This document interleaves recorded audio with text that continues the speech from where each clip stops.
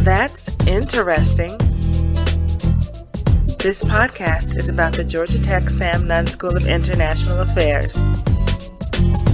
Its graduates, their careers, and how the Nunn School has helped to shape their future. Take a listen.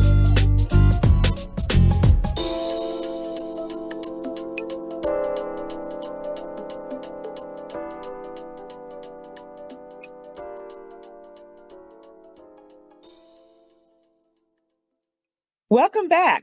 I'm Stephanie Jackson from the Nunn School. And I'm Sydney Polanka.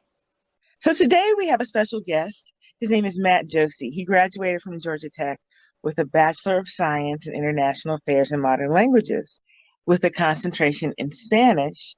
And he also had a certificate in Latin American Affairs and a minor in biology. And while at Georgia Tech, Matt was a part of the Georgia Tech National Model UN team, the Pacific Program, volunteered with the Houston Heart Institute and as a project coordinator for Team Buzz, as well as worked as a National Park Service Centennial intern with the Student Conservation Association. Following graduating, Matt worked as a Centennial Program Assistant and a Partnership Associate with the National Park Service and is currently a Partnership Specialist for the National Park Service. So it sounds like you just got a promotion, Matt. That sounds exciting. Yeah, no, it is. So it's always good to have some professional development and some vertical mobility. Right. So we'll get to ask you about that in a little bit, but I want to start our conversation asking you to think back to when you were in school. Yeah. And, you were an IAML major. So what made you decide that you wanted to pursue a minor in biology? Yeah, so I knew I had enough credits to add a minor, and I kind of looked at minoring in something as a way to customize my degree to what I wanted to do. I think the International Affairs program it's very broad in the best sense that it just kind of lays the world at your feet. And so I wanted to choose something that really honed in on my passions, which was kind of at that point going in the direction of environmentalism and environmental conservation. And when I really was ready to make a decision on what I wanted to minor in, I felt like I wanted to choose something from a non-liberal arts discipline to kind of bridge the liberal arts degree that I was doing through the International Affairs program with something more technical or scientific. And so that's kind of how I ended up landing on biology. So that was distinct from maybe like the minor in environmental science. What made you, I guess, pursue biology versus that, if you had an interest in environmentalism? Yeah, so I realized, so I guess two things, really. First was the study abroad program that I ended up doing, which was the Pacific program, as y'all mentioned. And so a lot of the coursework on that study abroad program was ecology oriented. Mm-hmm. And I think that really opened my eyes to just the breadth of coursework that the School of Biology at Tech offered. Because I think my friends who were majoring in biology at the time, really looking at what they were doing, I kind of had a limited understanding and thought that the School of Bio really focused on cell bio and more biochemistry and biomedical engineering, and didn't really know much about the ecology and conservation side of the house. Mm-hmm. Yeah, so since you started talking a little bit about the Pacific program, can you explain a little bit more about that, specifically since it is, I believe, a faculty-led study abroad program? So can you tell us a little bit about that structure and what that looked like? Yeah, so it was basically the greatest semester of my life. Kind of backing up before I chose Pacific program. So I definitely wanted to do a study abroad as part of my time at Tech. And before Pacific, I was planning to do an exchange semester somewhere in the Southern Cone because I was focusing a lot of my coursework on Latin American affairs. But I learned about the Pacific program, which went to 3 dream destinations that I literally thought that I would never have a chance to go to, and then saw the coursework and again, how that would kind of fit into that whole direction of doing something environmental and conservation related. And so when kind of all those puzzle pieces came together, I really knew that was an opportunity that I couldn't pass up. And so what you do on the Pacific program is you spend 12 weeks traveling around Oceania with other Tech students and Tech faculty. The itinerary and the course offerings that are offered change year by year. But when I went, we spent 6 weeks in New Zealand, 4 in Australia, and 2 in Fiji. And so when we were in New Zealand, we were staying in residence at a university in Wellington, which is the capital city on the southern tip of the North Island. And so we would have classes for 4 days a week and then long weekends to go travel and explore all of New Zealand. When we went to Australia, we spent our first weekend in Brisbane. We spent a week out on the Great Barrier Reef at a research station on Heron Island, and then 2 weeks in Sydney. And then we ended out our trip in Fiji. So I took courses in island biogeography, ecology and evolution, health, and then a lab science for organismal bio. So introduced me to a ton of people who are still good friends to this day. And I mean, yeah, just a fantastic semester overall. That's awesome. That sounds like such an amazing experience. It was.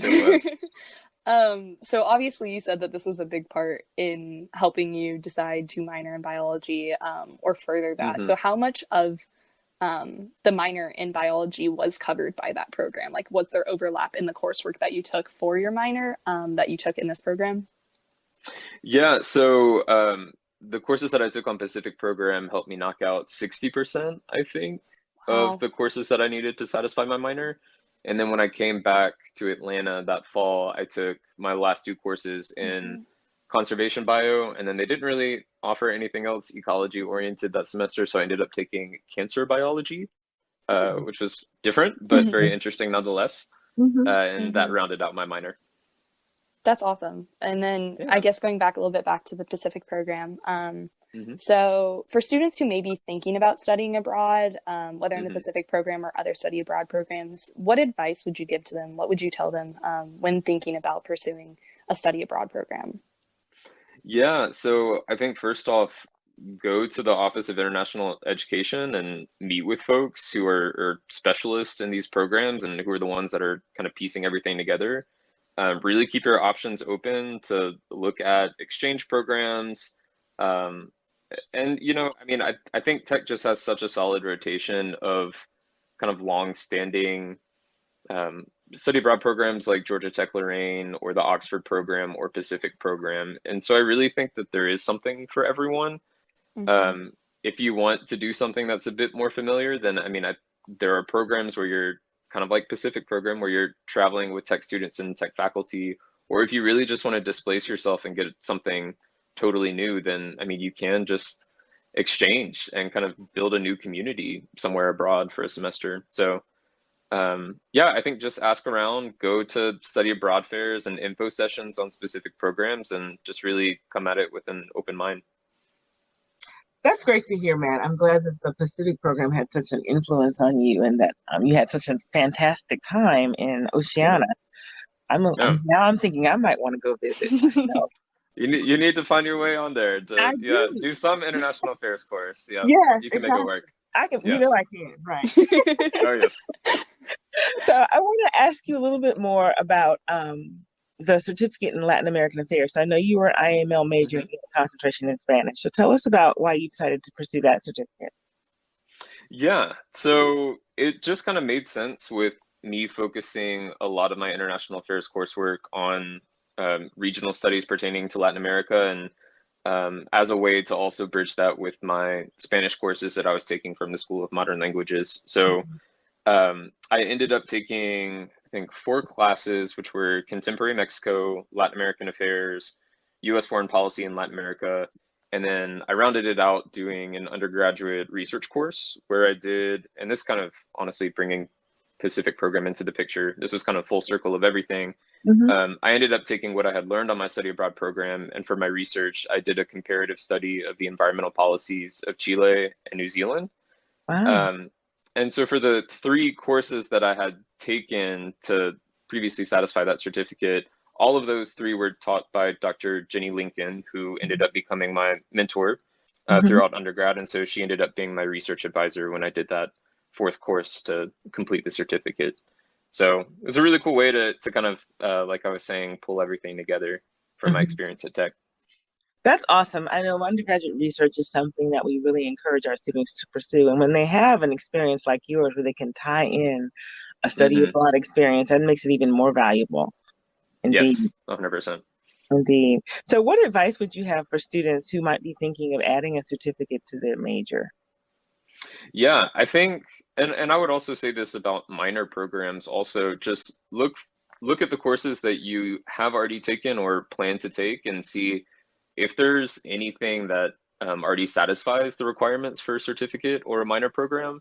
I think when people think about certificates and minors, they think that they're going to have to take more courses and it's more of a burden academically, but I think there's ways to find what you have already done and are doing and satisfied requirements for these programs and just go ahead and kind of get that mark on your diploma, you know?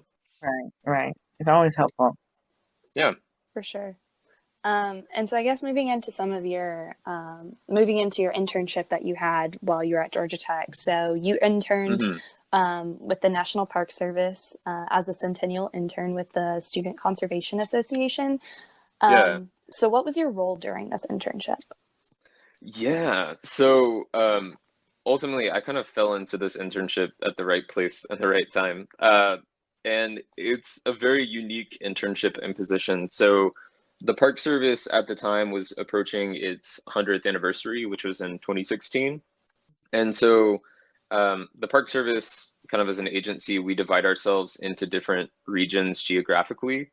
And so the Southeast region is headquartered in Atlanta, and we manage all of the national park units and programs from the Caribbean up to Kentucky and down to Louisiana. And so for the Southeast region and gearing up toward this big 100th year anniversary of the Park Service, there was an effort to staff up a team to basically kind of manage this big celebration. And we had a bunch of special initiatives that kind of, in our minds, helped us prepare for our second century as a government agency. And so there was this big push around relevancy, around public awareness, Mm-hmm. and we had this ultimate goal of building this next generation of park visitors, supporters, advocates, and employees. And so, yeah, a lot of it was communications, both internal and external. Mm-hmm. So um, just a lot of working with different centennial coordinators at all of the parks around the Southeast. I did a lot with social media management and graphic design. We did a lot of special events. We did a lot we kind of explored some strategic partnerships with new organizations that we had never really previously worked for. We partner with a lot of local universities to try and do job fairs and create career pipelines for college students. So really kind of all over the place. Yeah, so I think maybe that's the best way to summarize kind of what my internship was. That sounds like such an awesome experience, and especially because you were able to not only do stuff with the National Park Service, but also, add in some social media aspects to that too, and some of that, Yeah, some for sure. communications. That's awesome. Yeah. So was why did you pursue an internship with the National Park Service? Was it based off of your minor in biology that then you decided to look there, or was it something that you just came upon? Yeah, why did you choose that Yeah, one? I still kind of laugh at myself to this day. I knew by the time that I was finishing up at Tech that I wanted to do something in the public sector and I wanted to do something anywhere in the realm of environmentalism, whatever that looks Hmm. like, and for whatever agency. I have no idea why I wanted to go into public service. I really don't have a good reason. Um, but yeah, I don't know. Maybe I'm just kind of an idealist at heart, and it appealed to that.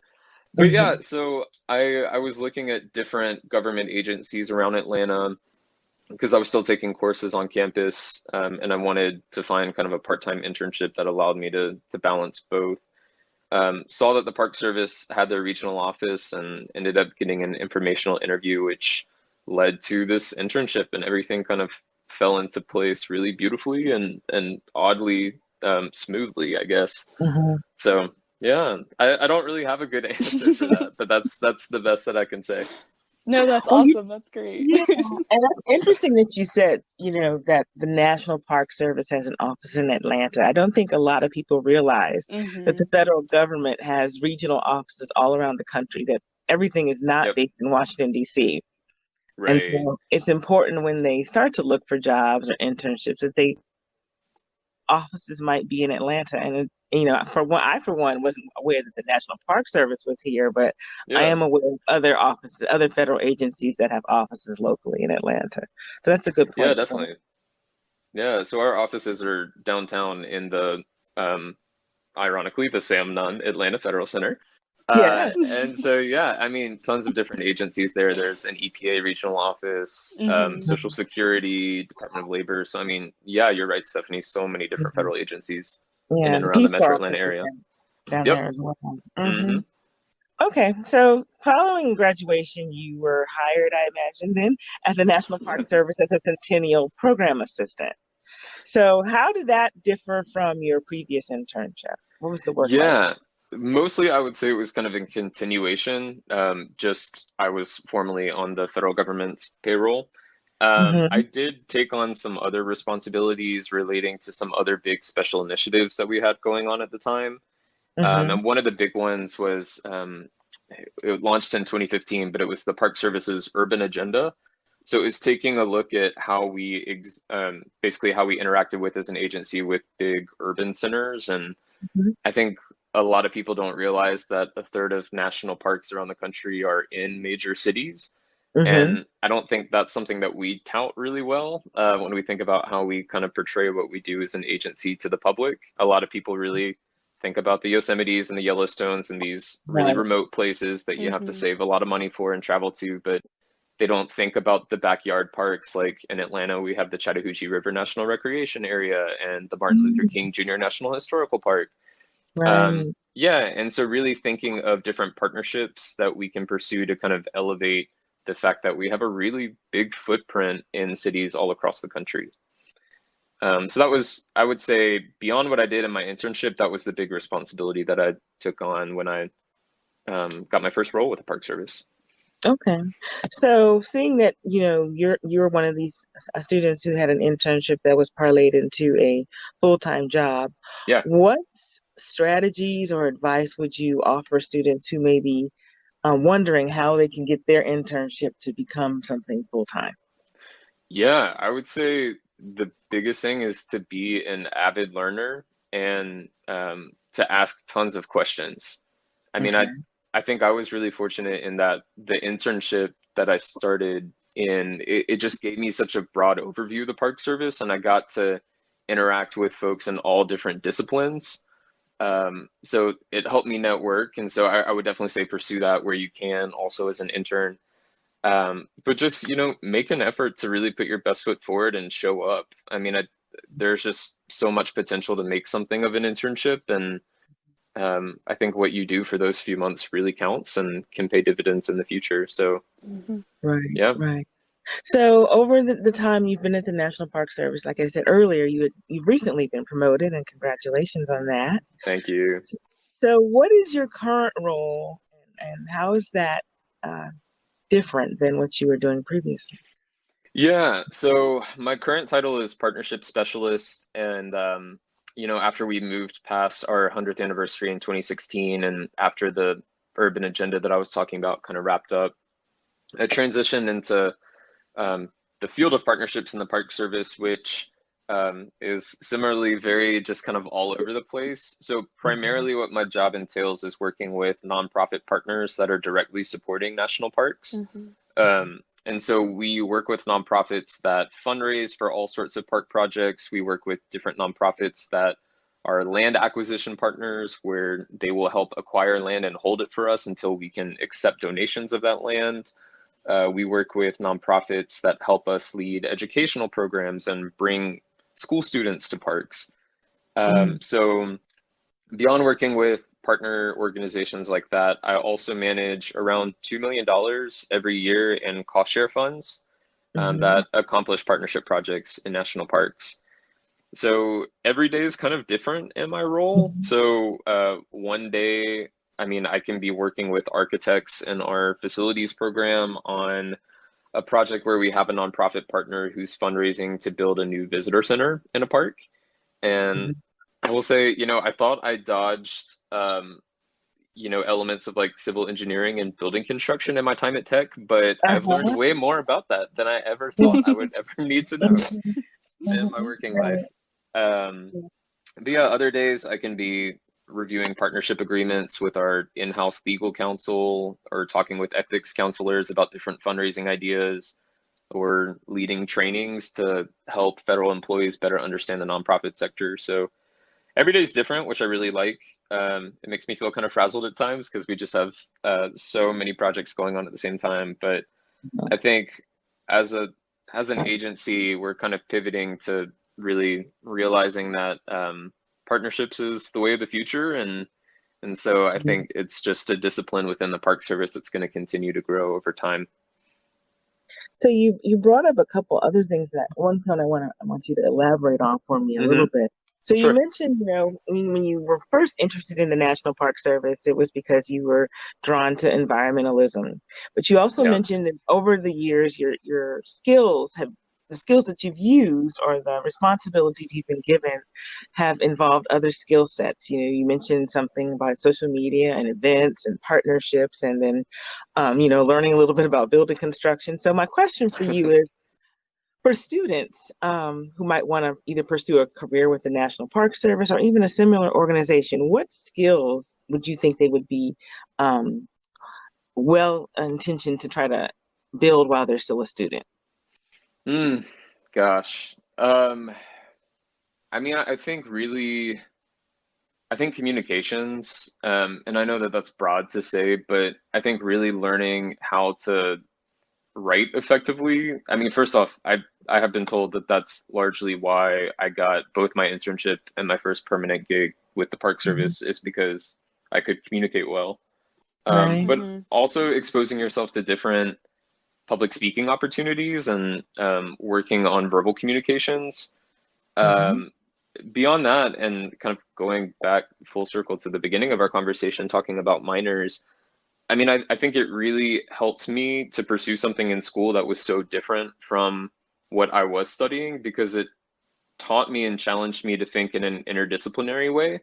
And so I think if you find something like that where you can kind of challenge your brain to rewire, then that'll come in handy later on in your career. Yeah, so I think that would probably be what I would say. Right.